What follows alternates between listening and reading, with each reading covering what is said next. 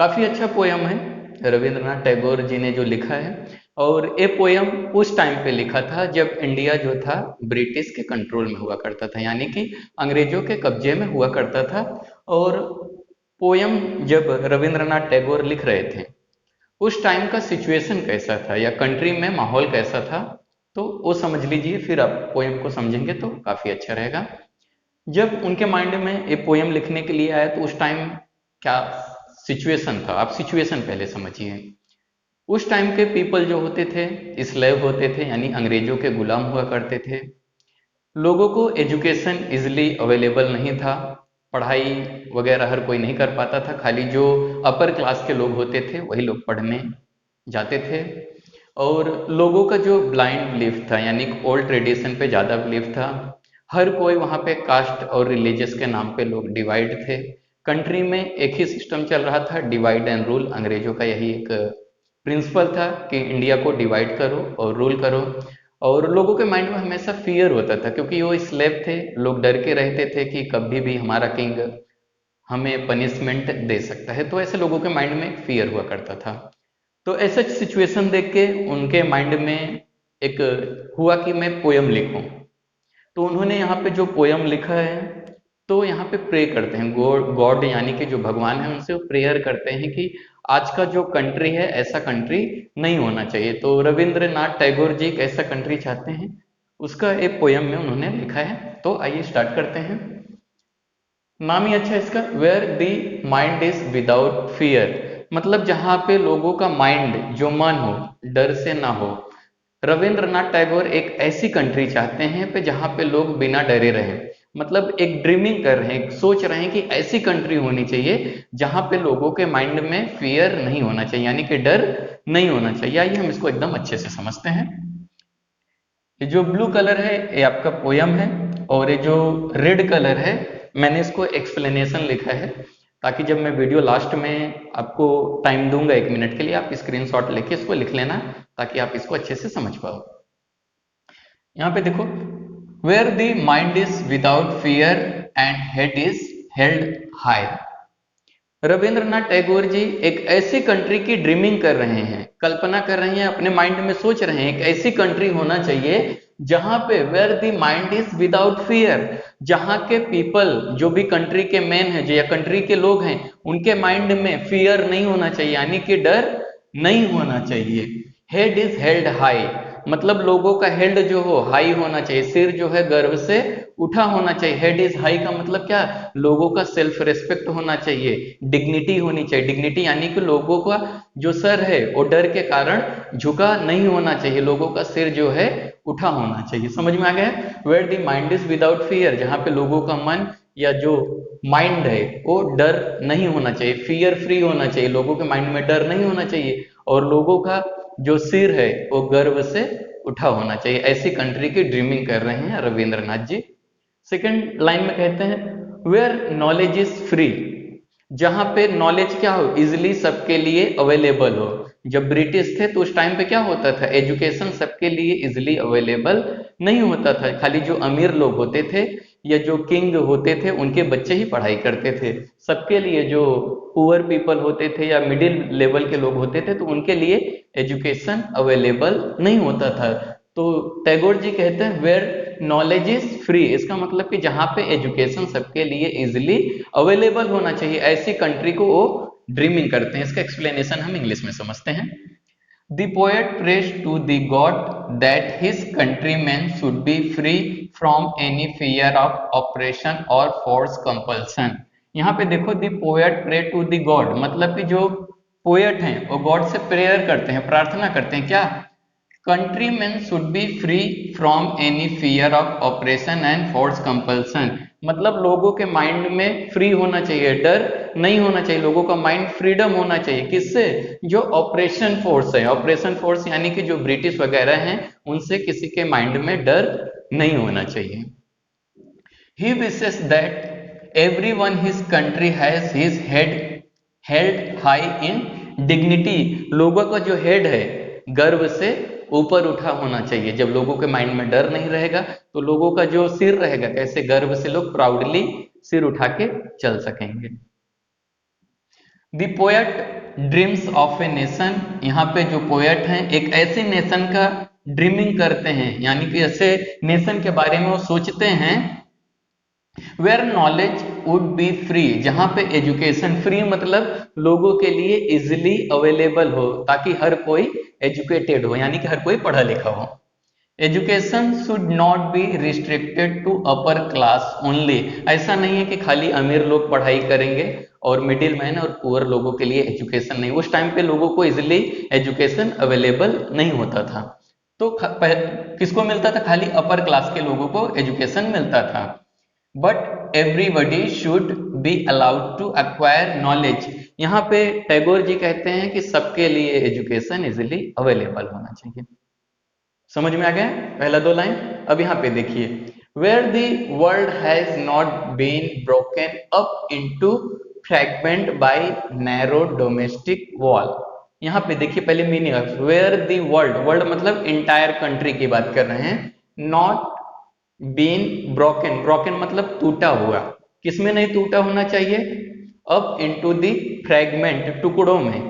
वो चाहते थे कि पूरे वर्ल्ड में एक ही नेशन होना चाहिए, डिवीजन नहीं होना चाहिए। जैसे कि आप देख रहे हो कि बहुत सारे आज कंट्री, अलग अलग कंट्री डिवाइड हो गई हैं, तो टैगोर जी एक ऐसे कंट्री के बारे में ड्रीमिंग कर रहे हैं, सोच रहे हैं जहां पे लोग, सब लोग एक साथ मिलके रहें, कंट्री ब्रोकन नहीं होना चाहिए, डिवाइड नहीं होना चाहिए। कैसे डिवाइड नहीं होना चाहिए? By narrow domestic wall.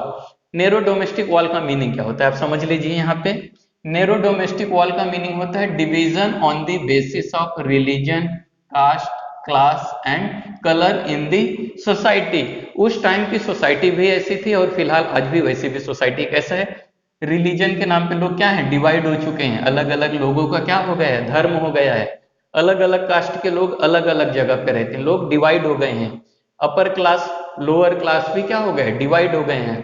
Colours, colours में आता है, कुछ लोग गोरे होते हैं, कुछ लोग काले होते हैं, तो इसके अकॉर्डिंग बोलते हैं कोई भी डिवाइड नहीं होना चाहिए। यहाँ पे क्या बोलते हैं? Where the world has not been broken up into fragment, मतलब पोएट जो है रविंद्रनाथ जी एक ऐसे कंट्री के बारे में ड्रीमिंग कर रहे हैं जहां का कंट्री डिवाइड, छोटे छोटे टुकड़ों में डिवाइड नहीं होना चाहिए, सब लोग मिलके एक साथ रहें। कैसे डिवाइड नहीं होना चाहिए? Division on the basis of religion, जात के नाम पे, धर्म के नाम पे, क्लास के नाम पे, अमीर गरीब के नाम पे, ऐसा डिवाइड नहीं होना चाहिए। क्लियर है? समझ में आ गया? आपको यहाँ पे इंग्लिश में समझा देता हूँ, देखिए। The poet wishes for a nation where people are not divided on the basis of religion, caste, class and color। एक ऐसे कंट्री के बारे में सोच रहे हैं कि जहां पे कास्ट के नाम पे, रिलीजन के नाम पे, कलर के नाम पे या जेंडर के नाम पे लोग डिवाइड नहीं होना चाहिए, सब एक साथ मिलके रहें। क्लियर हुआ? अब आगे हम देखते हैं। Where words come out from the depth of truth. British के टाइम पे लोगों को डर होता था, तो लोग क्या करते थे? झूठ बोलते थे, सही नहीं बोलते थे। तो यहाँ पे टैगोर जी क्या बोलते हैं? बहुत अच्छी लाइन है, यहाँ पे देखिए, वेयर वर्ड्स, वर्ड्स यानी शब्द, where words come out from the depth of truth, जहां पे लोग एक ऐसी नेशन के बारे में सोच रहे हैं पोएट जहां पे लोग ट्रूथ बोले, ट्रूथफुल लोग हों, जहां पे लोग झूठ ना बोलते हों, जो भी वर्ड आए लोगों के हार्ट से वर्ड आए, मतलब एक ट्रूथ रहेगा, जो दिल से लोग बातें बोलेंगे कहीं ना कहीं वो सही रहेगा। यहाँ पे समझिए, the poet want a nation, एक ऐसी कंट्री के बारे में पोएट सोच रहे हैं, वेयर पीपल आर ट्रूथफुल, जहाँ के लोग क्या हों? ट्रूथफुल हो, यानी कि लोग सही बोले, and words should come out from the depth of their hearts, लोग ट्रूथफुल हो, जो भी वर्ड बोले तो उनके कहाँ से वर्ड आना चाहिए? हार्ट से, मतलब जब लोग दिल से बोलते हैं तो कहीं ना कहीं सही बोलते हैं। क्लियर हुआ? अब आगे देखते हैं, where tireless striving stretches its arm toward perfection.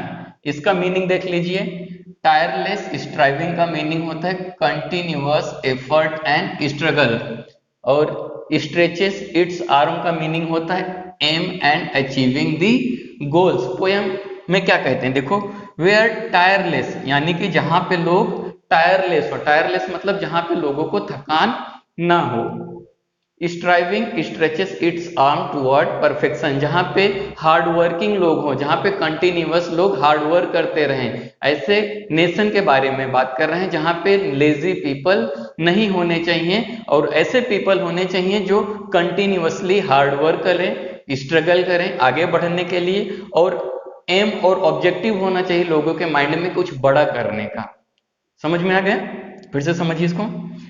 Where the tireless striving stretches its arm toward perfection, मतलब लोग अपने आप को परफेक्ट बनाने की कोशिश करें। यहाँ पे देखिए, the poet want to everyone to work hard, poet क्या चाहते हैं? हर कोई हार्ड वर्क करे, to reach their goal, अपने जो टारगेट है उसको टारगेट को पहुंचने की कोशिश करें, and in the long run to reach perfection, ऐसा हार्ड वर्क करते करते लोग क्या हो जाएंगे? एक दिन परफेक्ट हो जाएंगे। क्लियर हुआ? The people should not be tired by working and the people should not be lazy, यहाँ पे ऐसे नेशन के बारे में ड्रीमिंग कर रहे हैं जहां के लोग हार्ड वर्किंग हो, लेजी नहीं होना चाहिए, और क्या होना नहीं चाहिए? लोग काम करते हुए थकना नहीं चाहिए। ऐसे पीपल के बारे में रविंद्रनाथ जी सोच रहे हैं। अगला देखते हैं line, where the clear stream of reason has not lost its way into the dreary desert sand of dead habits। यहाँ पे देखिए बहुत अच्छा लाइन है अभी, वेयर द क्लियर स्ट्रीम, लोगों का जो ऑब्जेक्टिव होना चाहिए, क्या लोग करना चाहते हैं, लोगों का माइंड एकदम क्लियर होना चाहिए, जो रीजन है उनको मालूम होना चाहिए हमें करना है। हैज नॉट लॉस्ट इट्स वे, लोग जो करना चाहते हैं उसको भूल ना जाएं। लोग भूल जाते हैं कि मुझे करना क्या, क्या भूल जाते हैं? Into the dreary desert sand of dead habits. यहाँ पे एक स्ट्रीम के बारे में बता रहे हैं, एक रिवर का जो फ्लो होता है, स्ट्रीम होता है यानी जो धारा होता है, जब रेगिस्तान में जाता है तो क्या होता है? जहां पे रेत होता है, सैंड होता है, वहां पे जाने के बाद पानी गायब हो जाता है। तो लोगों के माइंड ऐसा नहीं होना चाहिए, लोगों का ऑब्जेक्टिव क्लियर होना चाहिए कि मुझे यही करना है। इसको यहाँ पे समझिए आप। The people should be logical thinker, लोग कैसे थिंकिंग होना चाहिए? लोगों का लॉजिक थिंकिंग होना चाहिए। लोग गुड हैबिट्स होने चाहिए, लोगों को जो थिंकिंग है पॉजिटिव होनी चाहिए। क्लियर स्ट्रीम, लोगों का ऑब्जेक्टिव क्लियर होना चाहिए कि मुझे करना क्या है। They don't believe on ritual and custom that are harmful. यहाँ पे देखिए डेड हैबिट्स का मीन होता है old traditional ritual and custom that are harmful. वो बोल रहे हैं लोगों का बिलीव, जो लोगों का ट्रस्ट है ऐसी चीजों के ऊपर नहीं होना चाहिए जो ओल्ड ट्रेडिशन है, यानी कि पुराने ख्यालात के जो परंपरा है उस परंपरा पे लोगों का ट्रस्ट नहीं होना चाहिए। लोग क्या बोलते हैं? लॉजिकल होना चाहिए। पुराने जो कस्टम्स वगैरह हैं, रीति रिवाज परंपरा हैं, ऐसे चीजों के ऊपर जो बोलते हैं ना ब्लाइंड बिलीफ है, ऐसे चीजों के ऊपर लोगों का बिलीफ नहीं होना चाहिए। जो अच्छी चीजें हैं लोग पॉजिटिव थिंकर होना चाहिए। क्लियर हुआ? आगे देखो, where the mind is led forward by thee. यहाँ पे देखो थी का मतलब होता है you. Where the mind is led forward by thee into ever widening thought and action. इसका मतलब यहाँ पे दिया गया है। एवर वाइडनिंग का मतलब होता है फॉरएवर ब्रॉडनिंग वन आउटलुक। यहाँ पे इसको इंग्लिश में समझिए। The poet wishes his countryman to be progressive and broad minded. इस लाइन में बता रहे हैं कि हमारे कंट्री के लोग कैसे होने चाहिए? प्रोग्रेसिव होने चाहिए, यानी कि आगे बढ़ते रहना चाहिए, और ब्रॉड माइंडेड होने चाहिए। लोगों का जो माइंड है नैरो नहीं होना चाहिए, चीप थिंकिंग नहीं होना चाहिए। माइंड कैसा होना चाहिए लोगों का? ब्रॉड माइंडेड, बड़ी चीज लोग सोचें। क्लियर हुआ? आगे देखते हैं। Into that heaven of freedom, my father, let my country awake। यहाँ पे देखिए, यहाँ पे जो फादर का वर्ड यूज किया है वो फादर यानी कि गॉड कहते हैं। इसको समझिए। यहाँ पे The poet addresses the God as father। यहाँ पे जो पोएट हैं, फादर वर्ड यूज हुआ है, तो किसको फादर बोल रहे हैं? गॉड को, यानी कि भगवान को। He asked him to awaken his country। Such a heaven of freedom means condition of total freedom। यहाँ पे वो भगवान से प्रे करते हैं, गॉड से प्रे करते हैं कि जो भी उन्होंने कहा है ऐसा ही कंट्री होना चाहिए। कैसा?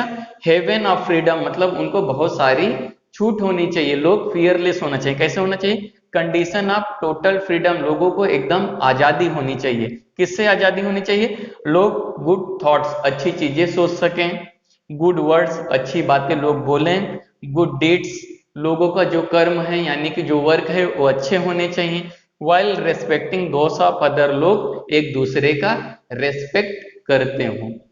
समझ में आ गया? कुछ भी डाउट रहेगा तो कमेंट करके जरूर बताइएगा। मैं आपको ज्योग्राफी के साथ अब इंग्लिश भी पढ़ाता रहूंगा। आपको पोयम कैसा लगा कमेंट करके जरूर बताइए। दोस्तों मैं चाहता हूं कि मेरा वीडियो जो है इंटायर महाराष्ट्र देखे, तो इसमें आप जरूर हेल्प कीजिए, अपने दोस्तों को शेयर कीजिए, सब्सक्राइब कीजिए, लाइक कीजिए। वीडियो देखने के लिए धन्यवाद।